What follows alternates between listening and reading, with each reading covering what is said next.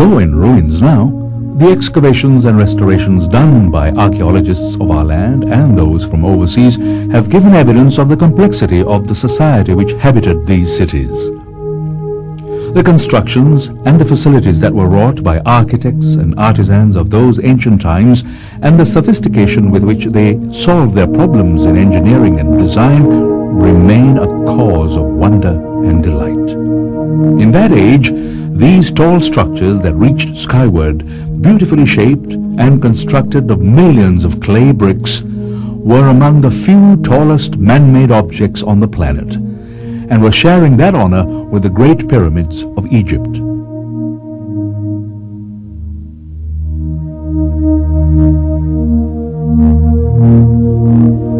Clearly, this ancient city was also inextricably linked with Buddhism, and the many edifices and monuments confirm the royal patronage this philosophy was accorded when it was adopted by the king of Anuradhapura as the religion of state.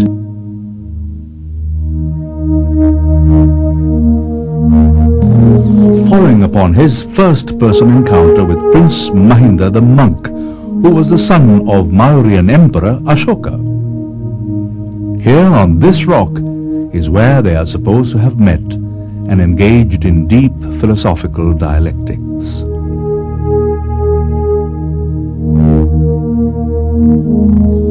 According to the chronicle of the dynastic succession of the kings of Anuradhapura, Sangamitha, the sister of the princely monk Arhat Mahinda, brought with her to this capital a branch of the tree under which the Buddha was said to have attained enlightenment. That plant, which grew to be an enormously luxuriant tree, often venerated by devotees, is the oldest historical tree on record, and may be viewed even today, still flourishing more than 2,000 years since it was first planted at the same site.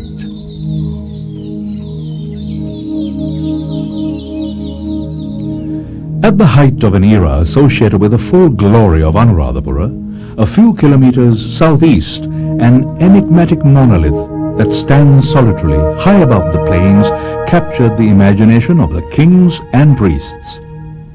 It was first a monastery. Later it grew into an amazing center of worship and artistic efflorescence. Some scholars see in this amazing display of frescoes, pleasure gardens, imaginative landscaping technology, and sophisticated non-invasive engineering methods a deep and reverential act in harmony with Mahayanist philosophy. Some others prefer to think of this as the creative commitment of an aesthete royal named Kashyapa of the 5th century, who was said to be a fugitive in hiding until he was killed 18 years later. Be that as it may, Sigiriya remains for all to view and marvel.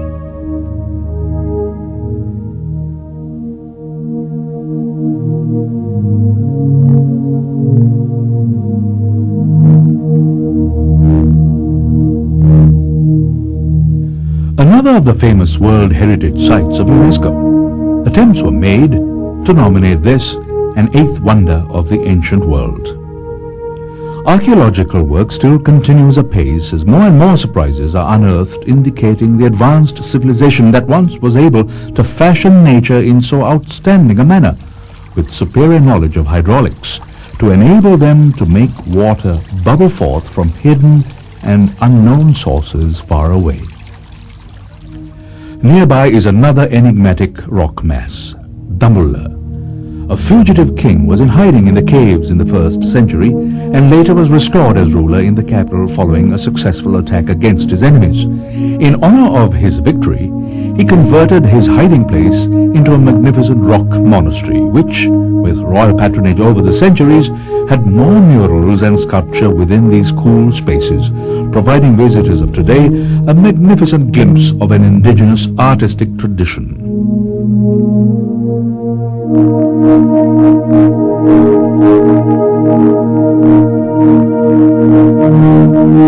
Hydraulic engineering was certainly a forte amongst these ancient artisans of Lanka. Some amazing feats were achieved in those times, such as building dams and sluice gates, with gravity as the motive force for the control of the flow. Modern-day engineers cannot help but marvel at the skills that are evident in the reconstructed reservoirs, which may be seen today. In the medieval period, when the capital was moved from Anuradhapura to Polonnaruwa further eastward, there arose a king named Parakrama, who was renowned for his conservation of water resources. He continued to develop the extant technology to harness every drop of water in the service of man. 600 miles of channels interconnected a network of massive water reservoirs, which then provided a year-round irrigation to all. Polonnaruwa is also fascinating with its aspect of the fusion of Hindu and Buddhist culture in a glorious outpouring of artistic talent brought to bear in the stunning stone sculpture and other intricate edifices.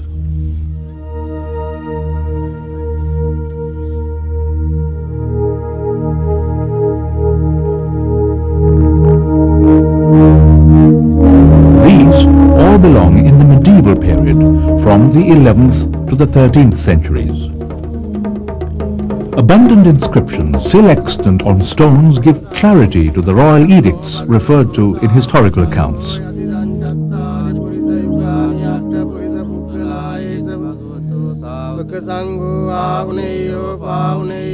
These also reveal the manner in which municipal order was maintained and of the services expected of civil servants of those times.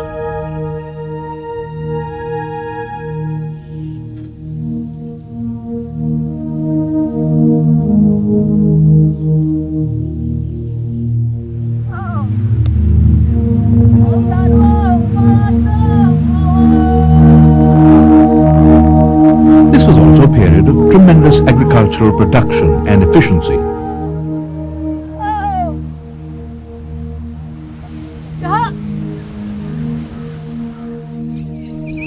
Coinage and other artifacts unearthed by archaeologists give evidence of trade with other nations near and far.